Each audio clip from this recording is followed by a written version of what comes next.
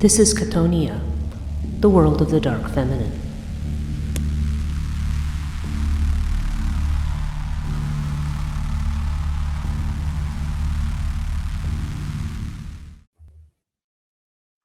Hello, this is Breach Burke, and welcome to my Chthonia series on usually analog horror analysis. This one's going to be slightly different. It's really only the second one in this series, but I'm actually doing an analysis of an actual horror short. And this is a short film that is actually a precursor to another film that came out in the past year called Skinamarink. And this particular film was very interesting because it was the way in which this film was presented. It was very unsettling, which horror is supposed to be, right? But a lot of people couldn't really understand what was going on. You're talking about a lot of darkness, a lot of grainy shots, a lot of weird things going in and out with voices. And this particular film, the plot seemed to revolve around these two children, a boy and a girl, sister and brother, whose father is supposed to be in the house, but he has disappeared. He's gone, and all of the doors and windows in the house have disappeared. And so they sort of stay in, they kind of try to do like a slumber party thing. They're trying to say like, oh, well, good, there's no adults here. We can kind of do what we want. And they're watching cartoons, watching VHS tapes. They're doing something to distract themselves from the unease of the fact that, number one, their father's not there. And number two, there's no parents there and nobody's there but them, or at least it seems that way. And also that they can't get out. But then, of course, as that movie goes on, you realize they're not quite alone. And there's all kinds of weird things that are going on until you get to the ending. It's actually been pegged as a very, very cruel and very unsettling kind of a movie. So this film was directed by Kyle Edward Ball. And he did a short film prior to this called Heck. And it's very much in the same vein as we're going to see of this film. It's excuse me. What the film Heck covers is it's the idea of a young boy who is in a house, and the literal tagline on it, if I can look at it, is a little kid wakes up in the middle of the night to the sound of his mom's television blaring. That's the only description of it, and it was actually submitted as a short to some kind of a horror festival, and that was in 2020. So it's not new. It's about a 3-year-old short. But I happened to catch it the other day, and the reason I want to talk about it on this channel is because it has so much in it that I'm looking at, and I said, oh, this is so connected to a lot of the archetypal themes that I've been teaching about lately on my website and in my school. My school is at, my website is chthonia.net, chthonia.net/SOTB. That's where I have all of my courses and mini courses that I'm doing right now on different subjects, all connected to what I call the world of the dark feminine. And you can check out my chthonia.net page if you want to know more about what that is and what I mean by that, or just watch some of the podcast material on my channel if you're not familiar. So so what I want to do is dive into this particular film, and I don't want to, it's actually, like I said, it's a short, it's only about 26-27 minutes, and I'm going to just pull some different sections from it, some different 2-minute sections. So this is going to go a little differently than the last video I did, which was on White Stag Education series. And by the way, if you're following that one, I think there's a new one. Today's Friday, October 6th. There's a new one coming out tonight, a new segment in that particular series, so check it out if you've been following that. But this one really struck me because of the archetypal nature of the content. One of the things I always talk about with people when I am doing my thing, right? When I'm doing my little, the shtick on the dark feminine, I always talk about archetypal stuff. And looking at archetypal psychology is not really popular these days. A lot of people will look at it and say like, oh, that's Carl Jung. He's so passé. He's so mystical and passé. Like now we're all into neuroscience and, brain chemistry and all this kind of stuff. And so we don't pay attention to that. Cognitive behavioral therapy, things like that. We think everything can be sorted out through mind. And we think that everything can be sorted out through medication. And but the reason that I still, even though there are a lot of difficulties with working within Jungian psychology, I mean, there's a lot of stuff that he just gets wrong because of the time frame or the norms or whatever. But one of the things that I really still like about it is that he actually does delve into the symbolic, the mythical, and the mystical. And again, those of you who don't know me, I have a doctorate and I teach religious studies, and I also teach mythology. I teach classical studies, Trojan War, stuff like that, at university level. And I also, again, teach privately. So this is an area that is very near and dear to my heart, of this idea of dealing with the archetypes. But I remember even being in grad school, talking about archetypal space is so hard to convey to people because we associate something else with that term. When we talk about something being an archetype, we think of it as being like a stereotype. I have actually seen things when I've done searches on that. Like if you do an image search on the term archetype, you'll get these things like the marketing, like, oh, what's your marketing archetype, or what's your this, and it's like those are not archetypes. You don't know what an archetype is. An archetype is an element, is a very elementary idea. It's something that's very rooted and very core. Something like God is an elementary idea. Like this is an idea of something in the psyche, which, by the way, doesn't always mean the same thing. You have ideas of, like, there's an archetype of a trickster. You have the mother and the father archetypes. You have the soul archetypes. You have the young boy archetype. You have the old man archetype. You have all these different things, and all of the things that we associate with the energies of that, which they often refer to as a constellation or a cluster. So it's a set of ideas that are around one kind of main or pivotal idea. And that's what an archetype is. And that's the best way that we can describe it. It's not, we're putting a label on it, but it's something very difficult to label. If you read Jung's actual essays, he never really quite says what the archetype is, because you don't actually know. You only know it when you see it. And this particular film I thought was very good because it functions, again, it may be a little hard to see even in the window, because a lot of it functions in this dark space with this very weird lighting. And so there's a very strong liminal aesthetic to it that is uncanny. And when you aren't in an empty liminal space, that is a space that your mind can project onto. So that is all something to keep in mind. So let's see how well we do looking at this. I want to start with the Okay, so we can actually just start at the beginning here. Let me share this way. I am only working on one screen, so apologies for this taking a little bit of time. Don't yet have a two-screen setup for this, so we are going to hit play.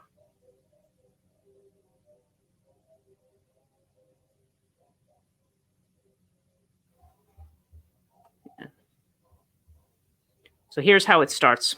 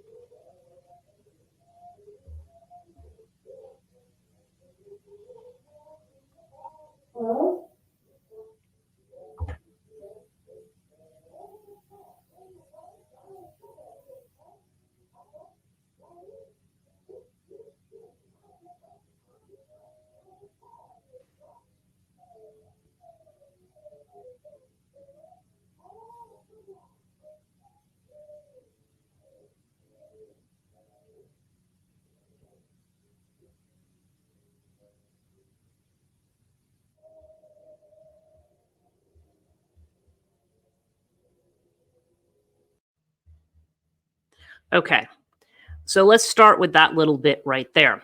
So we have an intro, and again, if it was hard to see, you have this bluish and this reddish lighting in this house, and you've got this TV that's on, that's playing what sounds like kind of old-timey cartoons. And it's very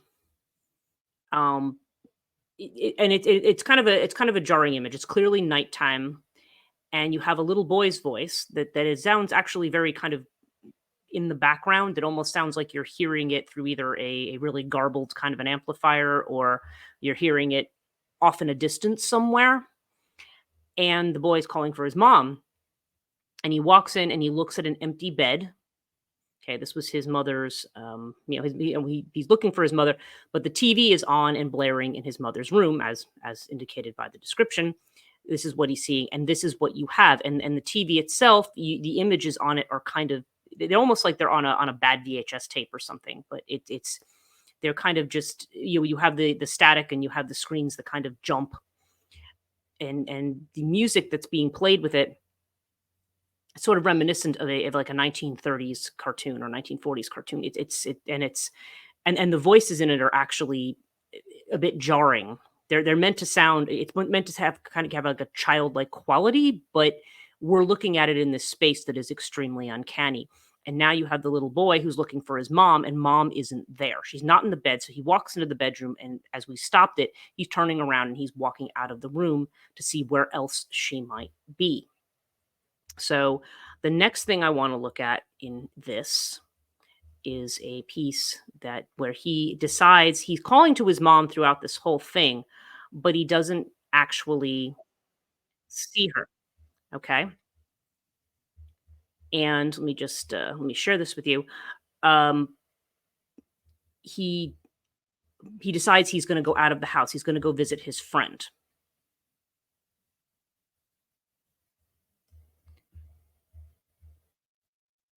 Let's do full screen. Okay.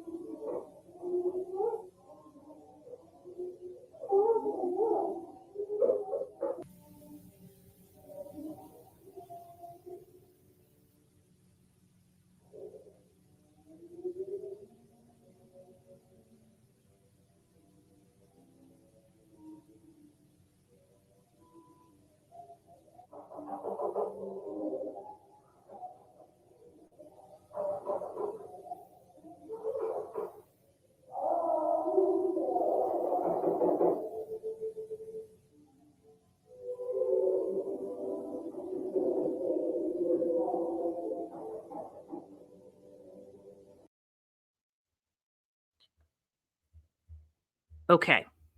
So the next video that we looked at there, the next little clip, if you actually, I'm going to actually have this whole full video linked in the description below.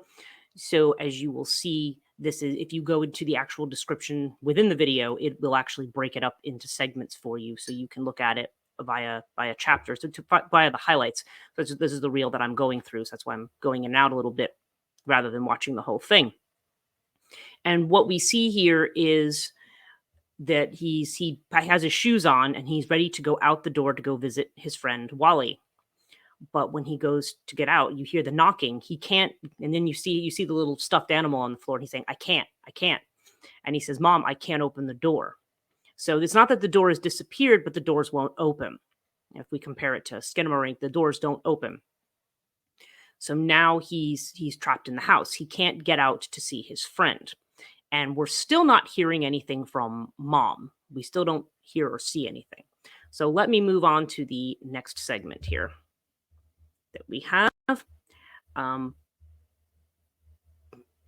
going to jump ahead a little bit. There's a few things that go on. He's watching cartoons himself.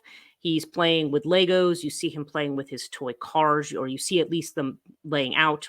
And at another point, he's trying to get himself something to eat. He pulls like cereal down from the cabinet, and you see the cereal bowl in the middle of the floor where he'd been eating cereal. And then another scene where he reaches up to get another box of cereal on a higher shelf. He gets a step stool, but then you see the step stool turned upside down and the cereal all over the floor. So he's failed at doing that. He's not tall enough to reach it. He drops the whole thing, and then he's not able to do it.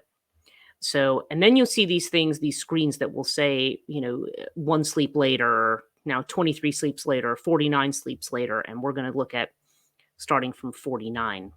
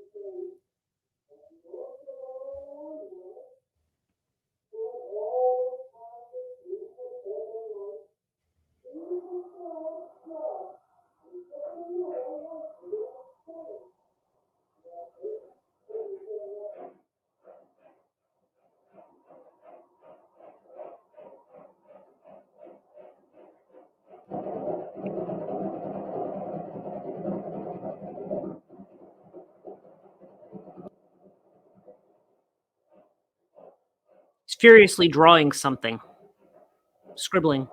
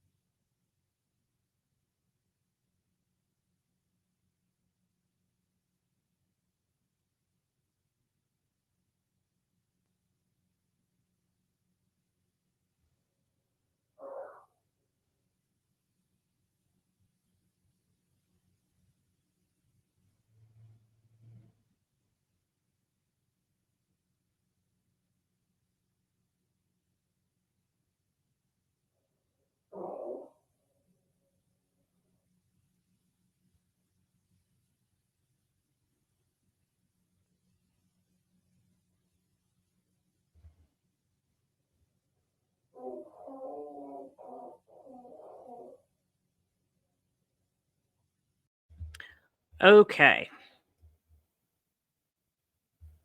So, yeah. All right. A little bit to unpack there.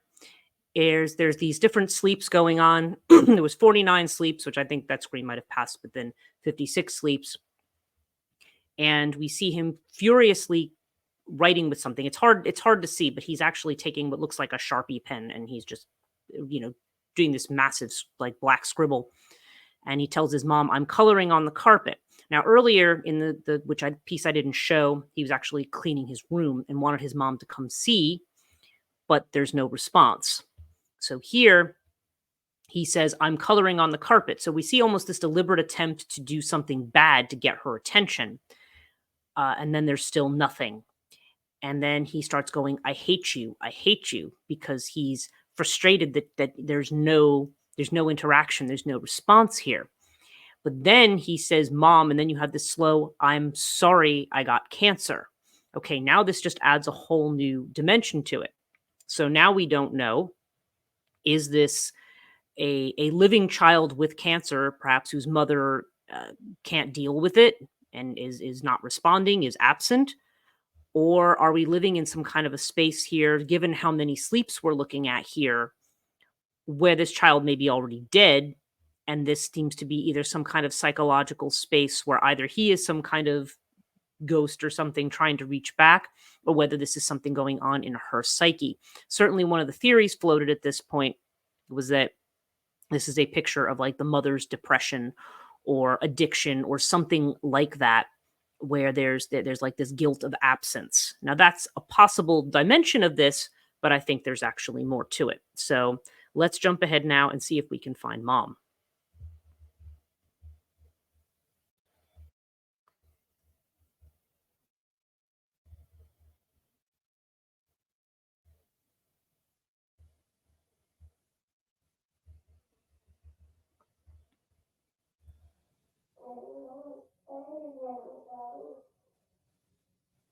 I'm better now though.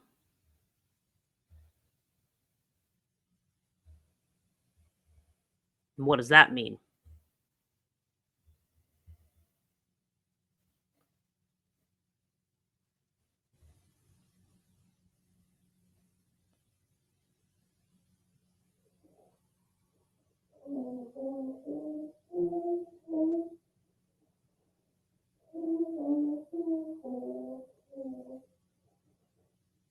Singing in the dark.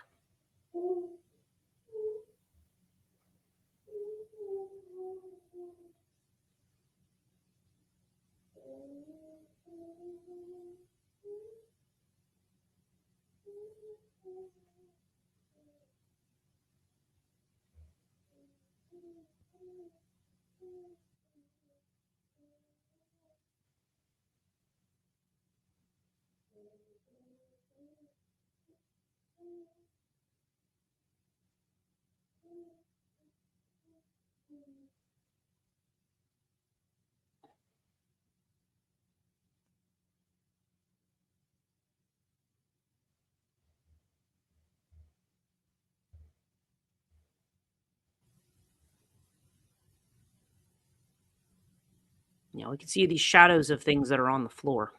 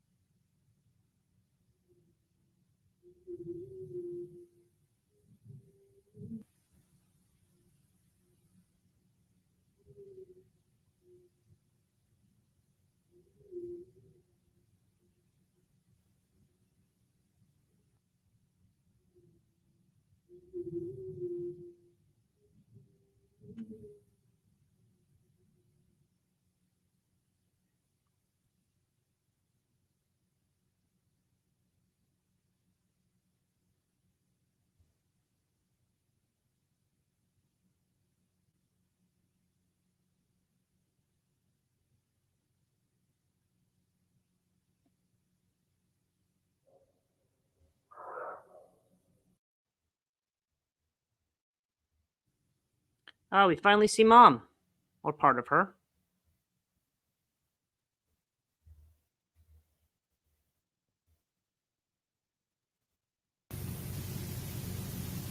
Ah, and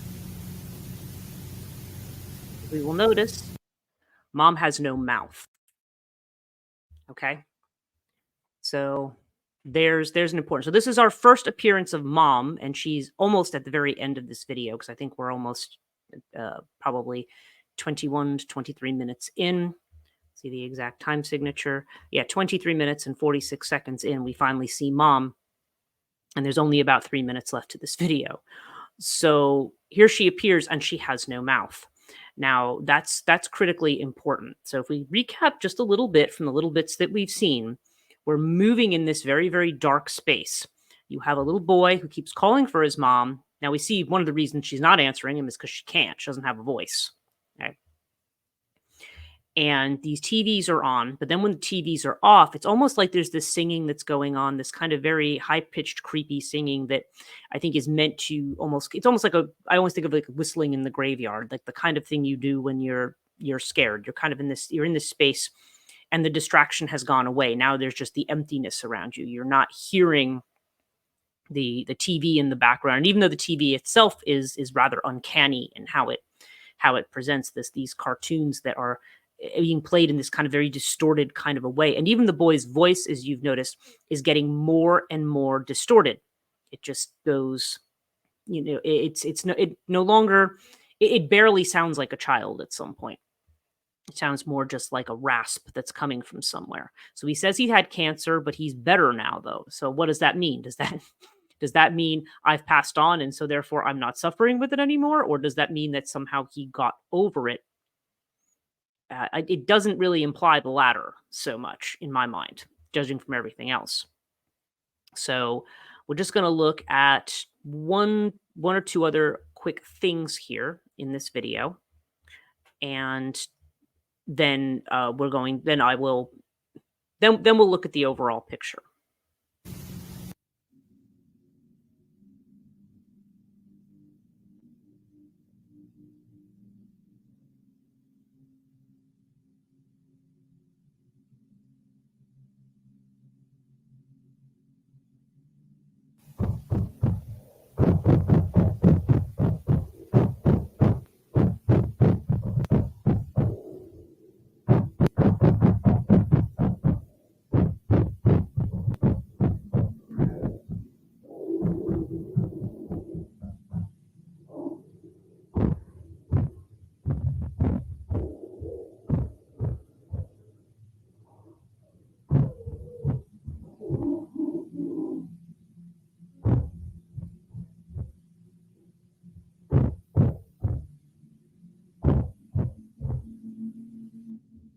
So we have this inky blackness, this veil that's being drawn over, and this pounding like you're still trying to get out.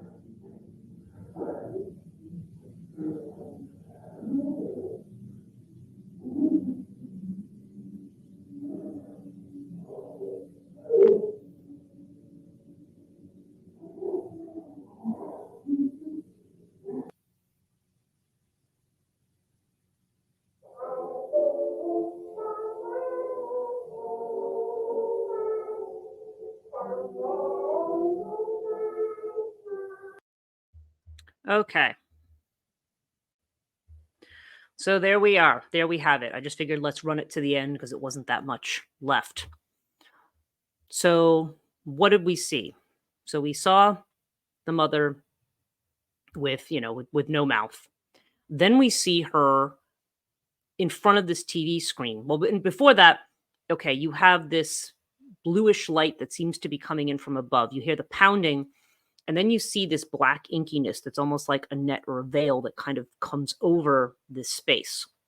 So any kind of light at all is completely blanked out at this point. And it's mainly we're seeing blue light, like purple or violet light, and we're also seeing this reddish light. So all of these are, there's some discussion about color and the way that color affects the psyche. To have something that's all purple like that supposedly is something that reflects an unsettled state, or what they would have called an insane state at one point. And of course, the redness also denotes something. It denotes fear. It denotes anger. And the blueness again, blueness can be connected with calmness, but it can also be connected with depression. And if you somebody who associates color with chakras, which are the supposed wheels, well, the wheels that we have through our systems, you see violet as being associated with something that's in a more intuitive space. Blue is associated, ironically, with the voice. And of course, we see the mother is missing her voice, and then the blackness comes over, covering up the blue. And then also the redness, which just has to do with the root, with survival, with with ancestral kinds of stuff. Okay, that would be the color associations that you might that may or may not be what was intended, but that's certainly what my association would be from looking at them.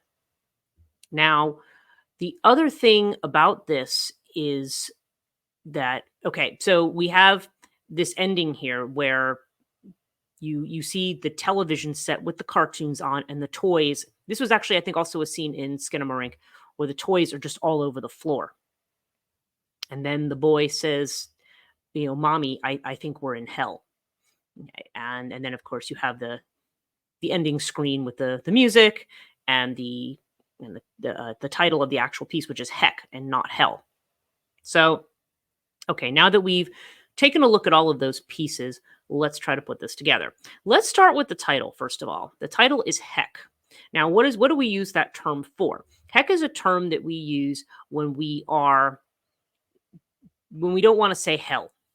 It's supposed to be the cleaned up version, the same way you say darn instead of damn. It's supposed to be, makes reference to the curse, but doesn't actually say it. Right? It's supposed to be the cleaner version of something. And when you think about a quote unquote cleaner version of hell or a cleaned up version of hell, if you think about concepts of the afterlife, if you think about what heaven's supposed to be, what hell's supposed to be, and also ideas of things like purgatory or limbo or these other spaces that are talked about in the sort of medieval conception that we still kind of stick to, I think, in people who still follow modern Christian theology and things like that. There's this idea that there's a heaven, there's a hell. If you're Catholic in particular, you believe in a purgatory, which is where souls go that need to make some kind of amends before they're good enough for heaven. But you also have the liminal spaces where we talk about, say, the fairy folk and so forth, where they are described as being not good enough for heaven and not bad enough for hell. So to me, heck implies something that's almost not bad enough for hell. I mean, it's not necessarily literally what the meaning of that is, but that's what it implies to me. That it's something, it's not hell. It's not bad enough to be hell, but it's still this it's still this idea of something that is just like one step below hell. Although that might be debatable from looking at this. So we're in this blackened space with these lights that are like these violet, blue, and red. Sometimes you'll see a flash of yellow or an illumination.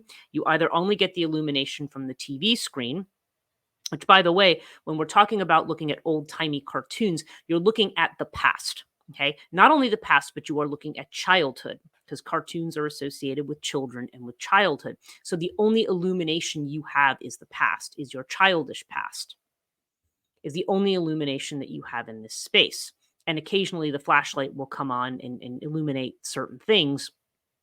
But strictly speaking, you're trapped in this dark space. And the only thing that the boy can do in this space is distract himself, because he can't communicate with his mother. His mother, interestingly, is the only time you see her, other than seeing her without the mouth, which again, as I was saying, the darkness coming over the blue, to me, that's almost like a shutting off of the throat. It's a shutting off of the throat chakra, shutting off of the voice. I mean, in addition to what else it might mean. And the boy is just trying to distract himself. He's playing with cars, he's playing with Legos, he's watching cartoons. And when at that point where he mentions the cancer, he says, "It's all quiet now." So when all of that background noise is turned off, now you're truly in a space where there's nothing. And now he's reflecting. Now we're facing the emotions towards mommy. I hate you. He's reflecting on these emotions of saying, I'm, apologizing to her for being sick, because apparently now we learned that he has cancer or had cancer, and but I'm better now, he says. So that's interesting. If it was a case of, if it was a case of, oh, he had cancer, got sick, and got better, then that would be an end to the suffering, right? But it's almost like the mother is still in some kind of a state of suffering. Now, the archetypes that we see in this particular video, there's two very obvious ones. There's the boy, or the puer, as Jung would have called it, the child. Really, it's the archetype of the child. And it's the archetype of the mother, and how they come into play in this dark space, which is within a house that you cannot escape from. Okay. Now, it's very, very common dream parlance, psychoanalytic parlance, that the house is the personality. When you dream of a house, you always have to pay attention to where you are in the house and what you're doing. There's at least one point in this video that I did not show where he tries to go down to the basement. Mom, are you down there? Okay, the basement is always the ancestral piece. It's always the root. It's always what connects you to what Jung would have called the collective. And what I think we're looking at here is the personality, the terror of the personality that cannot express outward. It's stuck in the collective space. And that's what I say. The collective is a pretty terrifying place. It's like you have to know how to navigate it, but you can only navigate it with the help of being able to get out of it. You need to be able to get out of it. When you're trapped in it, that's like the definition of psychosis. Okay, when you cannot get outside of the personality. So, and then we've got two archetypes in play. So what does the child archetype mean? Okay, well, first of all, when Jung talks about the archetype of the child, he is talking about something that represents past, present, and future. And the past, of course, is the idea of, what we remember from childhood. Now, not everybody has a happy childhood, but theoretically speaking, we always think of childhood as being a time of innocence, a time of play. And certainly it's a time where you learn and develop based more on images and imaginings and play. Something that changes later in life as stuff starts to happen, as you have to start adulting, you lose your ability to connect to that. And children are more tuned into story. They're more tuned into, there were child therapists that would use things like fairy tales and play therapy to deal with the psyche of a child, because they're not interacting in the same way that an adult does, who has gained kind of an independent persona and is now functioning in the world with all the worries and anxieties and all the stuff that comes along with being an adult. So you have this child trapped in this space. So the past version is the idea that this is your nostalgia. The present version, when you see a child as an image in the present, it's supposed to represent something that you wish for, something that has a potential, okay, or something that is your joy, something that takes you out of that space of worry and anxiety. And then the future facing child is the one that represents your dreams and your hopes, like that small thing that has the potential to be something bigger. Okay. And Jung often described the child archetype as smaller than small and bigger than big, because you see the child archetype appear in things like the hero myth, where the child, usually the heroic child, which is like a Christ figure, or a like Perseus in Greek mythology, or even Zeus in Greek mythology. They're a child that is a threat to some kind of older established order. So you'll see some like king or uncle or father or something trying to do away with the child. But the child is somehow rescued and lives this idyllic existence until they have to go and face whatever crisis or challenge it is that they have to face. That's the general formula for that kind of a myth. And in that one, the child is actually something that is incredibly important, incredibly special, and incredibly threatening to certain forces that want to control. Okay, so, but here we see this child who's trapped, and the only thing the child can do to allay his own perhaps fear or anxiety, being in an empty space. Okay, he's in an empty space. He's devoid of contact. He doesn't have contact with his mother. And so this is almost like, you could say, the creative person, or the person with all their potentials and all the things that they could be out there giving, but they're trapped inside this personality. It can't get out. And so the only way that it exists is in distractions. Now, there's a historian of religion who's called Mircea Eliade, And one of the things he says in his book on initiation, like one of the opening lines of the book was, he would probably say modern man, but modern humans exist chiefly amid distraction. Modern myth is expressed chiefly amid distraction. We don't have some kind of a collective thing that draws us together as a society, which can be both good and bad. We don't necessarily all want to be drawn into a singular mythology that is that is stifling or oppressive or corrupt. But at the same time, not having one is a problem, because then we're all kind of out in the world on our own. We have to make up our own story. We have to invent our own myth. But we don't want to do that. We don't put the work into that. Instead, what we want to do is we want to be distracted all the time. And we do live in a world that's very distracted, like watching stuff on the internet, looking at stuff on your phone, opening up and having this stuff come at you constantly all the time. Barrage of information coming at you all the time. Some of it good, some of it's crap.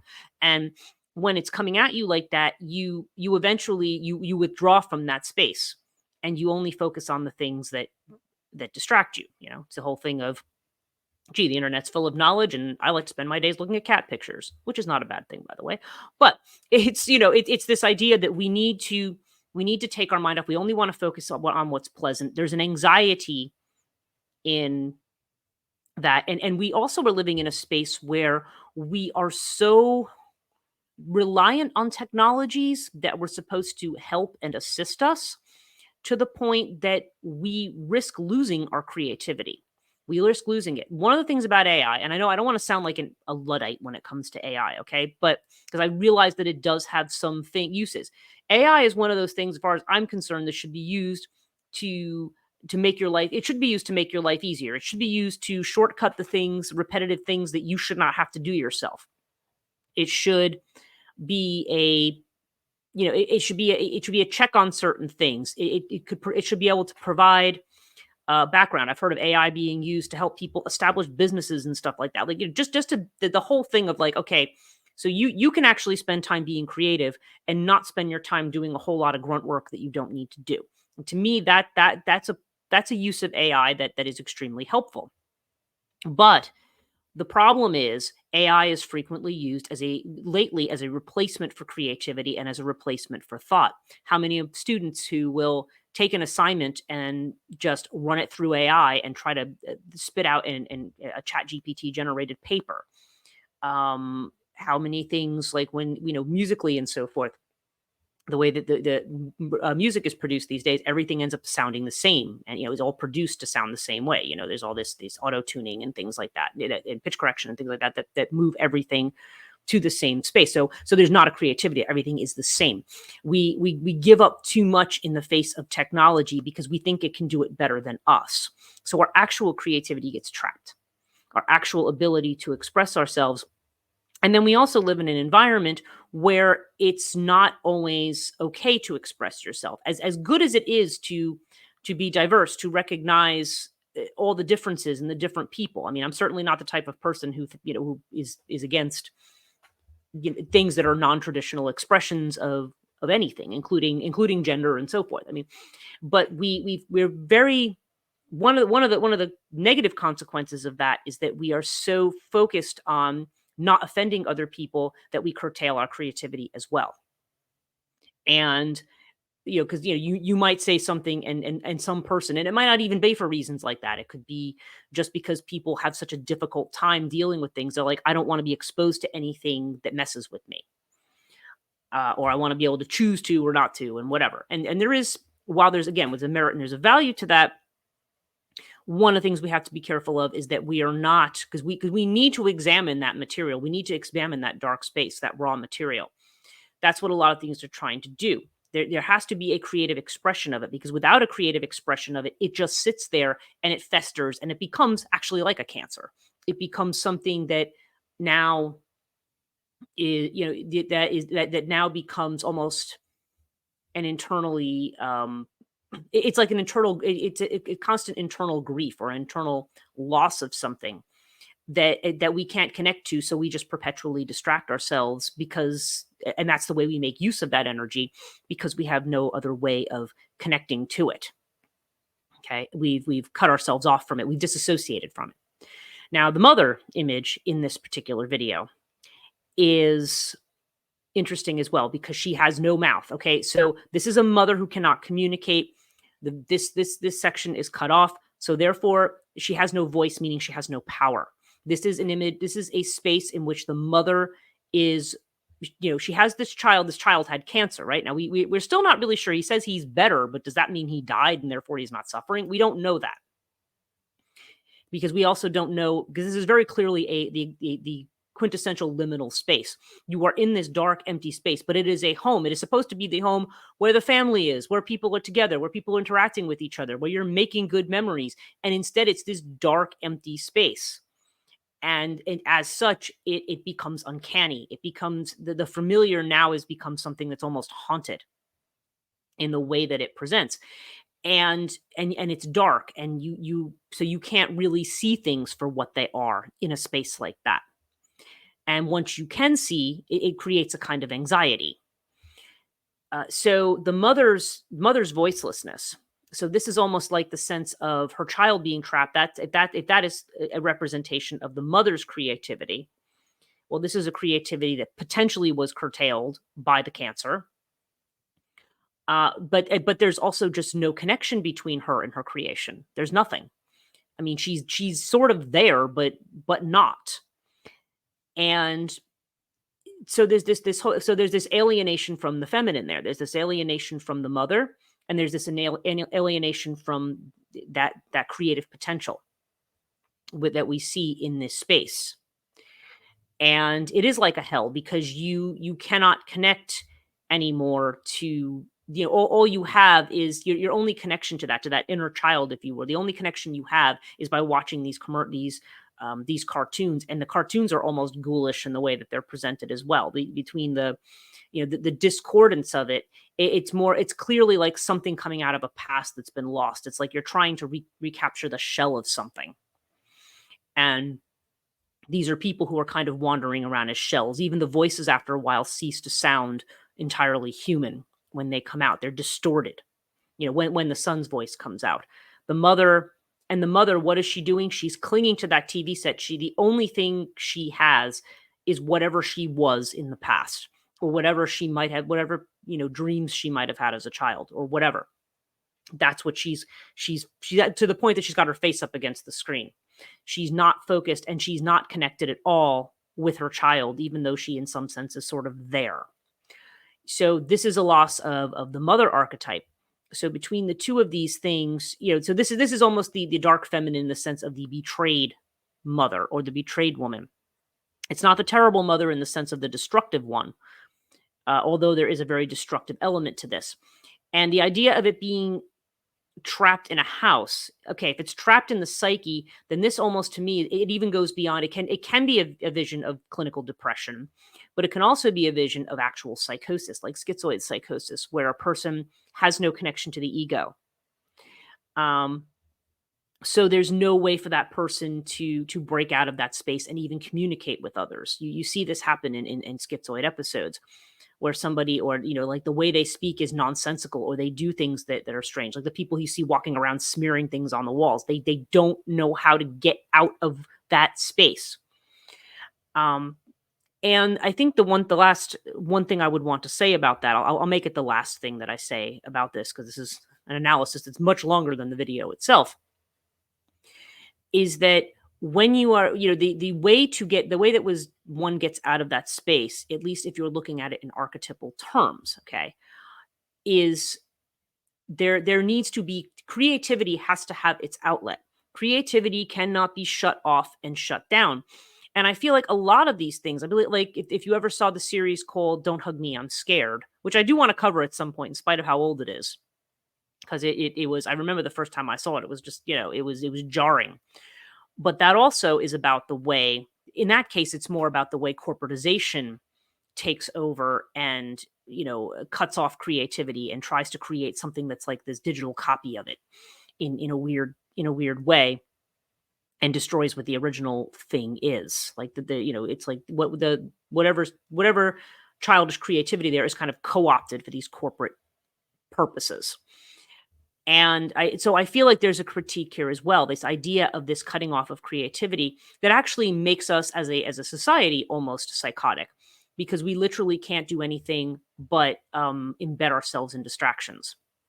And to be fair, it is a hard thing to do. One of the hard things that we really need to learn is how how do you get into a space? First of all, both silence and emptiness can be good things. They can be used in a positive sense. They can be used as a space in which you can really hear yourself. But a lot of people don't want to do that because all they hear is the screaming voices of their anxiety. They don't know how to get in the middle of that and take that as part of the drama that's just part of both the beauty and the terror of life. There's like a drama that just goes on. And, you need to put yourself, what meditation will teach you is put yourself in the center of that. And when I say meditation, I'm not saying in that in some kind of flaky way. I'm talking about like real, authentic, like tantra level meditation puts you in the center of that, and everything else.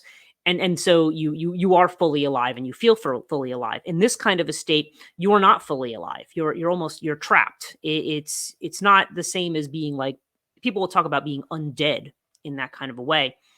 And in a way it is, because it's just, you're not you're not actually living a life. You're not living. You are simply trapped in this space with your fears and your distractions. Now, if we go back to the schizoid thing, this is the last thing I want to say. There was a book by Heinrich Fears, who was a Jungian psychiatrist, and it's actually called Jungian Psychiatry. Now, if you acquire this book, there is a lot in this book you want to stay away from, particularly his views on family psychology, which are a little weird. But he does talk about something which I always have my students read on, what's called the Medusa effect. And the Medusa effect is that paralyzing effect that that you have. That one gets hit by something in such a way that they're frozen, they cannot move forward. And he gives an example of a woman who is in a schizoid state, who's not been able to speak for years. She's lost all her hair and all her teeth, and all she does is smear things on the walls.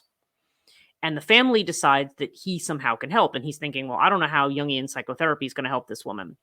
And of course, there was a certain amount of whatever the medications they were doing. This is the 60s. So whatever medications they gave as antipsychotics then, and I don't remember which one it was, but they gave her a small dose of something just to kind of keep her from just to keep her sort of in one space and under calm or under control. But the doctor finally looked at her. Dr. Heinrich Fears finally looked at her and said, when he saw her trying to draw something, like they had given her like jam and she was trying to draw like a face with it. And he says, I think she's trying to express. She has no words. She has no logos. She has no words. No words. But he has them bring her, paint and paper, and says, let her draw. I think she's trying to say something. And so she seemed to feel understood, because then she draws this picture, and then she writes underneath the picture that is a picture. It's almost got like a little circle, which is like Jung says that's the full personality. That's the mandala. And something that she says is an airplane that's trapped in the ice in the Arctic. And so the doctor looks at this and says, oh, yeah, this is the personality that was frozen a long time ago. She said it was frozen in Arctic waters a long time ago. So you're in almost this hellish space where the personality cannot take off. And once that was understood, the next day she literally wrote a completely lucid letter to her family. Like the language, as soon as she understood that, oh, somebody understands that my personality is trying, there's that outside help that comes in and says, oh, yeah, your personality is trying to take off. And then she started painting a series of other images, and they're all in the book. And eventually the last one that she draws is she has some child images. She has an image of a clock, feels like she's getting old, she's running out of time. And then she has one that's of an eye, and she literally describes it as a fish, an eye. And again, in that kind of psychoanalytic, in the larger symbolism of thing, the fish often indicates the self, like the integrated personality that is connected to, that is not trapped, but is rather connected, and is now also connected to its conscience and its other impulses and things like that. So that, what he said, that was the point of healing. And indeed, the woman left. She was able to talk again, and got her hair and teeth fixed and all that, and then went out and lived a completely normal life and traveled the world. So she got pulled out of a schizoid state, but they did it through art. Okay, and they did it through symbol and through image and through being able to understand what was happening archetypally, so that this person, that door could be open, that they could get out again. But we don't approach things that way now. We treat everything like it's a medical illness, or that it's cognitive, that it's simply about training ourselves in terms of our rationality and reason, instead of allowing ourselves access to that feminine impulse, that impulse towards the, what they would call the anima, or the soul, towards art, towards towards that type of creativity, whatever you want to call the arts, anything that we consider is non-practical, right? But those are all the things that is what their function and purpose is. The function and purpose is to keep us human and to keep us connected. And when we lose that, we become alienated, we become depressed, we engage in this kind of mass psychosis where everybody's afraid of everybody and everything else, and the only thing we have are distractions. Okay. So, not bad, huh? That's my summary. That's my analysis of this particular piece. I hope you enjoyed that. I hope this wasn't too much like a lecture, because I tend to get I tend to like to stand on my soapbox a little bit, but I felt like this was a perfect illustration of kind of the frozen archetype. And these two big archetypes of both mother and child. And by the way, Puer, or boy, is also the archetype of the doer, the one that can do and do and do and do and go and go and go, as opposed to the senex, which is the old man, who might be considered more to have to do with slowing down and being depressive and things like that. So this is that youthful energy, all being squashed and quelched, and unable to have its expression. So I think there's a little bit of a commentary there on being able to express and being able to be free in that way. Thanks again. Thanks so much for listening. Hope you'd enjoyed. So until the next one, take care.